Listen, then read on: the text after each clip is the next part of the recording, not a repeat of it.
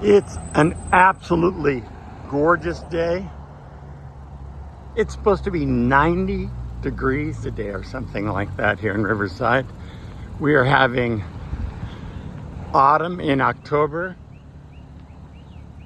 I hear people whistling coming from somewhere. Don't know what they're whistling about. I know I've got shorts on today, but I don't think it's anything about those short stubby legs of mine. Anyway, it's an absolutely gorgeous day. It's like summertime, like a nice summertime, like not a vicious hot summertime, but cool in the mornings. It's probably 58 degrees or something like that right now, and it's gonna be gorgeous all day long. We've got a beautiful crew of volunteers out today. The city's here today with Amaris. Volunteers from UCR working with us today, and then Joshua and Pastor Ken and Marty and the crew of our regulars out here. It has been such a blessing, not just being able to feed the community, but to be able to serve with so many amazing volunteers, to be able to network with so many incredible people. When we sold this parsonage, it was hard. It was brutal to have to sell any part of our property, but it was 8 years ago now, and I had lived in that house for 5 years, but it allowed us to continue our ministry, to make it to the pandemic, help us to make it through the pandemic. Then we had property donated to the church. We had people who came alongside us and got us through the pandemic financially, and we were able to continue through so that when we were needed in our neighborhoods, at a time like this where we're now feeding thousands per month, thousands and thousands per month, and preparing for Thanksgiving again, you realize that sometimes the sacrifices that you make in challenging times are exactly what you needed for the times when the community is going to need you. So if you're in a time where your family's making sacrifices to get just through today, remember that you don't know what tomorrow holds. And it might be the time in tomorrow where you're going to be an extreme blessing to people that you haven't even met yet.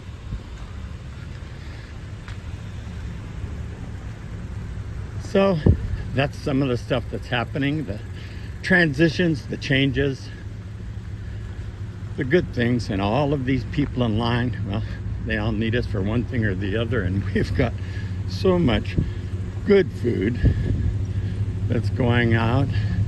We've got food in the freezers being saved for Thanksgiving. We've got food in the refrigerators that are going out today. We've got food that's all set up and going out up here ahead. And it's all a tremendous blessing. That creamer Pastor Ken's got this, people are going out with, I think, about 2 gallons of creamer, every single person coming through today. I had some in my coffee the other day, and it is delicious. French vanilla, and yes, it's the only flavor. A friend of mine said, "Is French vanilla the only flavor you've got?" I laughed. I said, "Yep, it's the only." Mary, how you doing, girl? You guys being nice to each other? Our new volunteers this morning in the cute vest there with Amaris. They look so good, you guys. This is the creamer I was telling you about right here. French vanilla creamer. Look at the pears. I haven't seen the pears yet. Those are awesome. Wow. Bartlett pears. They say they're kid-sized pears. That's interesting. Is that like different than an adult-sized pear? Mushrooms. Whole baby mushrooms. Those look delicious. 16 ounces. I could eat an entire container of those, no problem. Marty, what about you? You a mushroom guy? Yeah, not so much. These are the containers that are Tuesday team packs, and they've been packing them heavier lately. Hey, Ben, how you doing, man? God bless you. Last week, even Josh said they were heavier, and when Josh says they're heavier, I know that they're hitting all of us, because Josh is young, strong, and all. And meatloaf, look at that. We've even got meatloaf today. Meatloaf with tomato morning, sauce. Pastor Eric. How are Good you? morning. How are you today? Yesterday I tried to shop. I was slept yesterday. You know the reason I call you Rudy? Because you sign a card at the church with your name Rudy. That's the reason I looked it up. Really? Yeah, you do. So you say, why do you call me Rudy? I looked it up. You wrote down your name. Here's my dealer. Look. I know, but I'm telling you, I can show you the card. Here's my name. See, Dario. Yeah, I know, Dario. You told me that. Dario. But I've got a card with your writing on it. It says Rudy. What is it with Rudy? Maybe somebody looks like me. That may be it.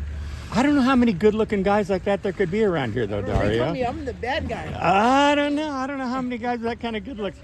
Another volunteer from UCR right here.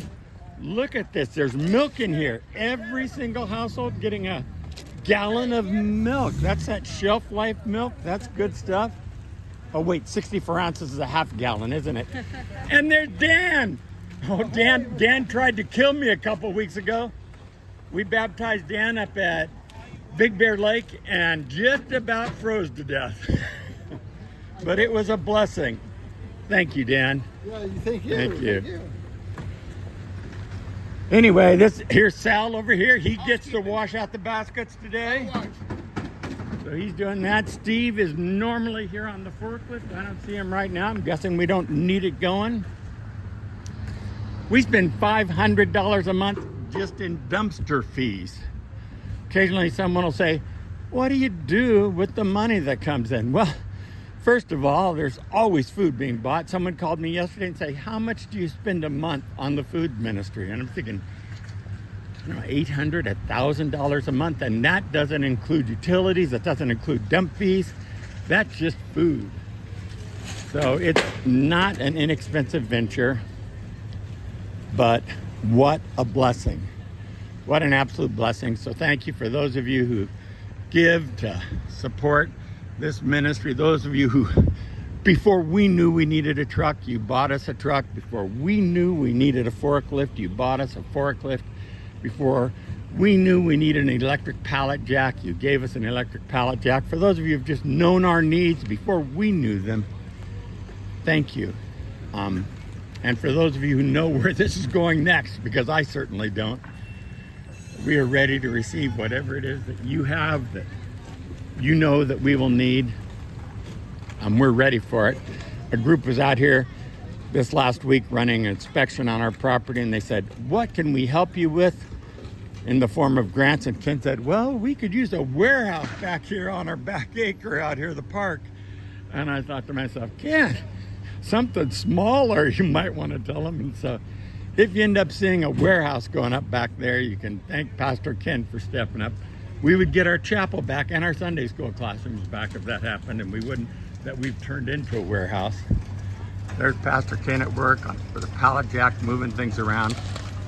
This just all goes like clockwork, and we're able to plug volunteers in and out very easily because everyone knows what to do. Thank you so much for what you do. Anytime you would like to make a generous gift to make all of this happen, go to 14jc.com. That's the number 1, the number 4, letter J, letter C.com.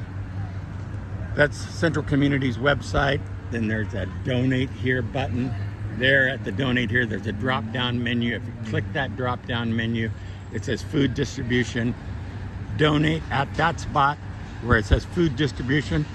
Or there's a spot for Siempre para los Niños, our orphanage in Mexico. I'll be there this afternoon. There's a spot for Jackets for Jesus, our work on the streets of Los Angeles. There's a spot for the Mothership Central Community, and we'll be feeding at Thanksgiving. We still have not heard anything about turkeys this year. So if you have a good contact on turkeys, other than that, we hear they're going to be $2.38 a pound.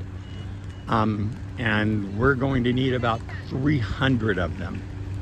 We could utilize your generous donation or your gift if you would like to volunteer Thanksgiving week with us. We plan each year to feed between 3,000 and 4,000 people, and we could use you again this year. Thank you so much for your generosity in all we say and do. Thank you for seeing the need before we even know we have it. Thank you for being a blessing. And to those of you who come out and serve with us on the parking lot, thank you for being out here in service. And for those of you, I got a call from a logistics person in Wisconsin this week is how we got the donation of the creamer. For those of you who may work in warehouses or be in charge of logistics or have corporate connections, please do not hesitate to put my number on your list when you have a donation of some sort. May God richly bless you and yours in the days to come as we go from fall towards winter with Thanksgiving in a world that's just lost in so much chaos and loss and heartbreak. Know that here at Central Community, we're serving one person at a time and we're praying for peace. May the God of peace bless and protect you and your household.